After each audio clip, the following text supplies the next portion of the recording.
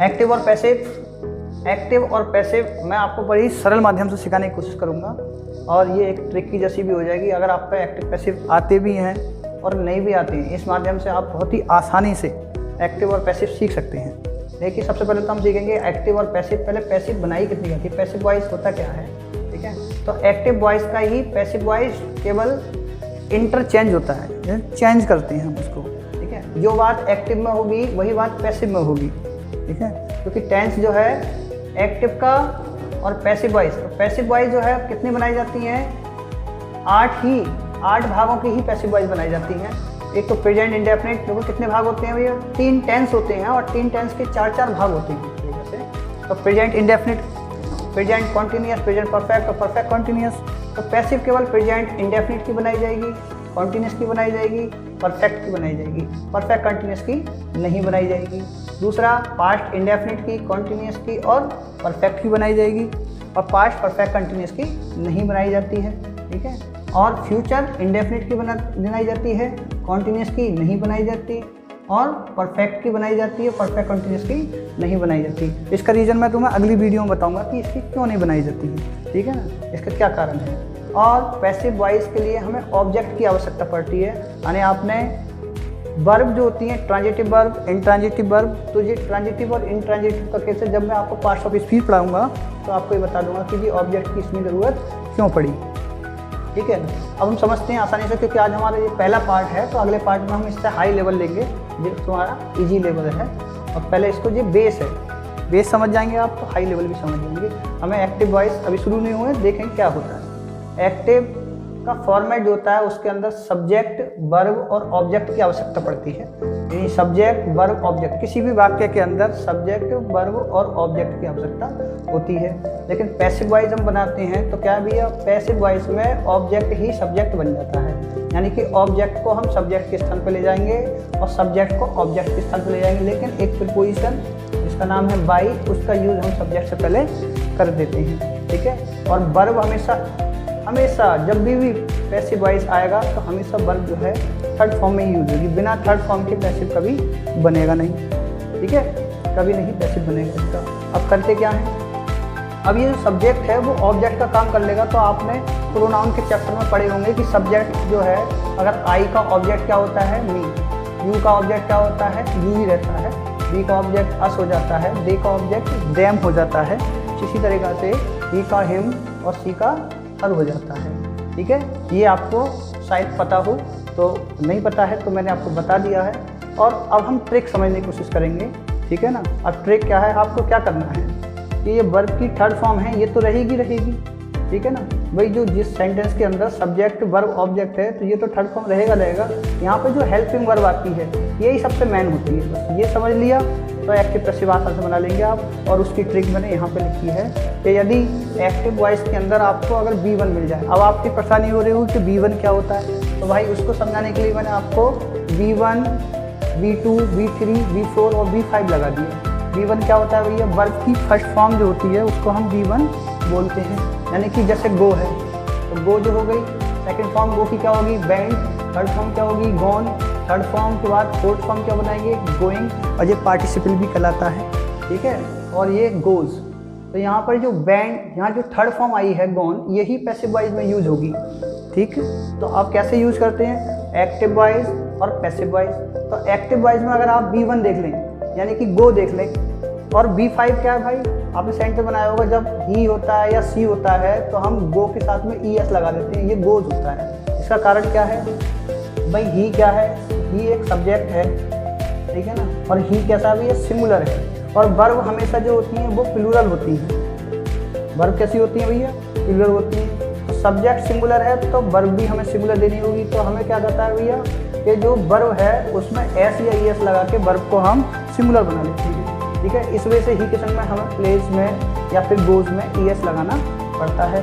और जब डू या डज हम लगाते हैं तो ES इसमें से हटा देते हैं, क्योंकि हर एक वर्ब के अंदर डू शामिल होता है, सही है। इस वजह से आपने डू निकाल लिया तो फिर वर्ब के अंदर भी एस या ES हट जाता है, क्योंकि इसके अंदर से ES इसमें आपने दे दिया, इसके अंदर डज के अंदर, तो यहाँ पर प्ले रह जाएगा केवल। अभी समझाऊंगा कैसे, अभी आगे देखेंगे। अगला देखेंगे, अगर आपको B2 मिल रही है या फिर डू मिल जाए, डज मिल जाए तो आप इजारम कर देंगे पैसिव वॉइस में, इजारम कर देंगे आप। और अगर B2 होगी तो आप वाजवर कर देंगे, या फिर डिड दिखाई दे जाए, चाहे वो नेगेटिव हो या इंट्रोगेटिव हो। अभी बताऊंगा किस तरीक़ा से। और इसको आप वीडियो को जो है अगर समझ में थोड़ा सा कम आए तो उसको रोक रोक के समझ लेना, थोड़ी स्पीड वीडियो थोड़ी हल्की, कहने का मतलब छोटी बनाएंगे हम अभी, क्योंकि ज़्यादा समय ना लेते हुए आपका। और हैज़, हैव और हैड जब होगा तो आप क्या करेंगे, हैज़ हैव ही रहने देंगे और इसमें बस बीन को और ऐड कर देंगे। इजारम को इजारम ही रहने देंगे। अगर आपको एक्टिव वॉइस में इजारम दिखाई दे जाए तो आप इजारम ही रहने देंगे, और वाजवर दिखाई दे तो वाजवर ही रहने देंगे। इसमें बस आपको बीन और जोड़नी है, बीन, ठीक है ना।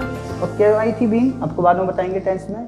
और बिल और सेल होगा तो आप बिल सेल को विल सेल रहने देंगे और बी आप उसमें जोड़ देंगे, बिल भी सेल भी, इस तरीक़ा से।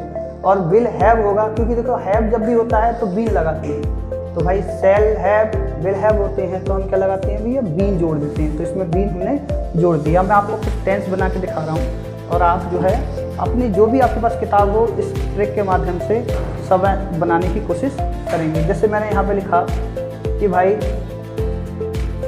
he reads a book, he reads a book, ये वाला सेंटेंस हमने लिखा है। तो आपने यहाँ पे देखा कि ये भाई इसमें लग गई एस, तो भाई ये बन गई B5, वहाँ बन गई देखो B5, गो में लिखा हुआ है B5। और B5 जब होगी तो आप क्या लगाएंगे, इजारम लगाएंगे। अब आपको देखना होगा क्या करेंगे, ये लिखाएंगे भैया ए बुक, क्योंकि अभी बताया कि ऑब्जेक्ट यहाँ आ जाएगा, तो यही तो ऑब्जेक्ट है।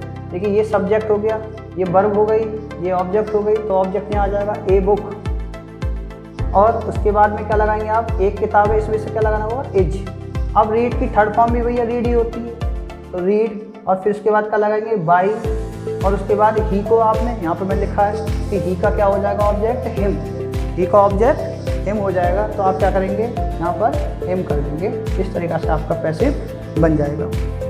अब जैसे अगला एक टेंस और दिखाएं आपको, तो देखिए एक टेंस और है, जैसे यू बीट,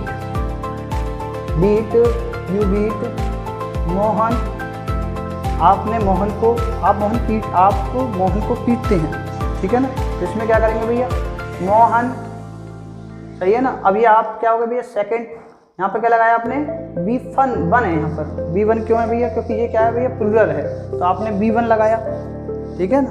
तो आप क्या करेंगे, मोहन, अब क्या आएगा इसके अंदर, एज, मोहन एज, बीट का हो जाएगा भैया बीटन, बीटन बाई यू, तो यहाँ पर यू हो जाएगा इस तरीके से, ठीक है। तो ये वाला आपने, ये आपका ये वाला हो गया।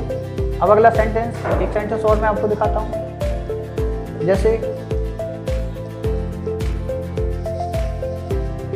सी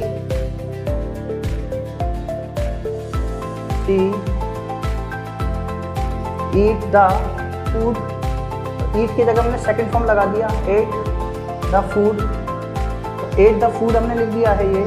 तो अब ये क्या हो गई भैया, B2, तो B2 हो गई, तो अब क्या करेंगे भैया, द फूड। और फिर एट आया है, सेकंड फॉर्म आई है, यानी कि B2 आई है, तो B2 जब आई है तो क्या लगाएंगे भैया, अब यहाँ पर फूड के हिसाब से क्या लगेगा, वॉज। और ईट का क्या हो जाएगा भैया, ईटन। और फिर उसके बाद क्या करेंगे, बाई हर। तो इस तरीक़ा से आप आसानी से किसी भी सेंटेंस का इसमें ये लगाकर पैसिव वॉइस बना सकते हैं। इसका दूसरा पार्ट मैं जल्दी ही 1-2 दिन में आपको दे दूंगा, ठीक है। और वो इससे थोड़ा सा हार्ड लेवल होगा, थोड़ा सा, जो कि आपके एग्ज़ाम में के पर्पज़ से उपयोगी होगा। और ये हाई स्कूल यानी कि 10th UP board, intermediate UP board के लिए, और साथ ही साथ कंपटीशन एग्ज़ाम जो होते हैं कॉम्पिटिटिव, जैसे SSC CGL, SSC CHSL और भी अन्य एग्ज़ाम होते हैं, उसमें भी ये एग्ज़ाम में आपको देखने को मिलती है। जैसे SSC या फिर 10+2 में देखें तो इसके 1 क्वेश्चन या फिर 2 क्वेश्चन बनता है ज़रूर, और इंटर में भी इसका 1 क्वेश्चन जरूर बनता है, ट्रांसफॉर्मेशन के अंदर आता है। और SSC CHSL में इसके 2 क्वेश्चन या 1 क्वेश्चन देखने को मिलते हैं, और CGL में तो इसके क्वेश्चन कम से कम 2, और मेन एग्ज़ाम में कम से कम 10 इसको देखने को मिलते हैं। तो एग्ज़ाम की दृष्टि से भी ये बहुत ही उपयोगी क्लास रहेगी, जो कि मैंने यहाँ पर समझाने की आपको कोशिश करी है। और अगर ये आपको पसंद आए तो आप लाइक करें और सब्सक्राइब करें, और हमारे चैनल कुमार क्लासेस को भी सब्सक्राइब करें। धन्यवाद।